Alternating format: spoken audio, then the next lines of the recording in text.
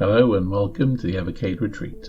This is part 2 of my giving the Intellivision carts another try series of videos, I suppose. So since the last video, which was made yesterday, I think, I decided I would give pinball or video pinball a go, and I think it's impressive for the hardware. Well, I don't know a huge amount about the Intellivision hardware, to be perfectly honest, but considering there will be physics in there and everything, it seems quite impressive for other pinball games at the time. And yeah, it works, it's perfectly functional. I'm yet to decide whether it's actually fun or not. I can see there's potential here, but when I'm playing it, I was finding it just seemed very easy to just whack it straight down the side and lose your ball. Perhaps a skill issue and I just need to get better. But yeah, definitely pretty good. I haven't really explored different difficulties or anything like that. Didn't even look actually, just played the basic game and went with it. Even so, it's definitely good enough to put some more time into and try and get good at it. Perhaps I might wait for a high score challenge or for it to come up in Katie's challenge on Discord. I don't know, but yeah, definitely want to put more time into it at some point.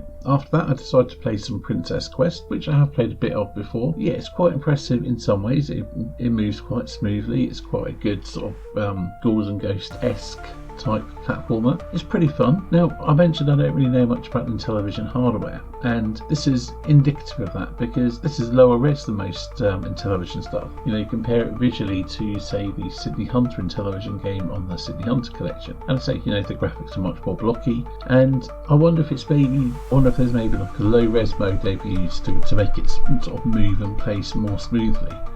Even so, Princess Quest is quite a fun game, and this is it's an indie game or a homebrew game, and quite impressive for it. I'd never actually gotten past the first level previously, and I ended up playing through to I think the third or fourth level or boss. I was actually quite impressed. There's bosses in it. They were pretty good. Nicely steps up in difficulty as you get along. Yeah, I'll definitely play through this and complete it at some point. Again, I might do that quite soon or while I'm doing these series of videos. But of course, I do have to cover other games. Of course, I went on to play some more Cloudy Mountain. I didn't get any footage of it, so the footage I'm playing now will be on easy mode. But I played through it on regular, normal, or the second highest, or the next higher difficulty anyway, whatever it's called. And yeah, there's a definite difference in difficulty.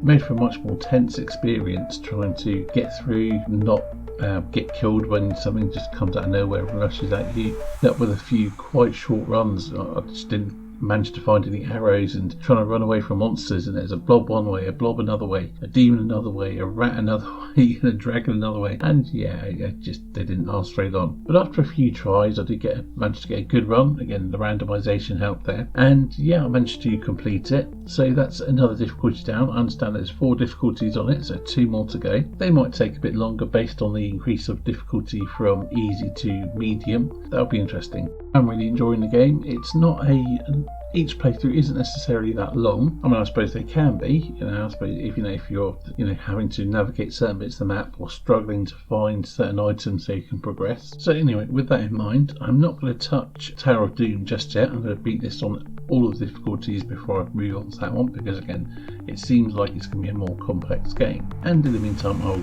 try and tackle a few other games a day each. One game I will probably only cover briefly because I have played it quite a bit is that Sharp Shot, or whatever it's called. I mean, it's a very basic game, and you know, it's a fine little score chaser, but it doesn't really require much delving into. So that'll be it for today's video, and I will probably be back with another video of it tomorrow, maybe, just depending on how things shake out really.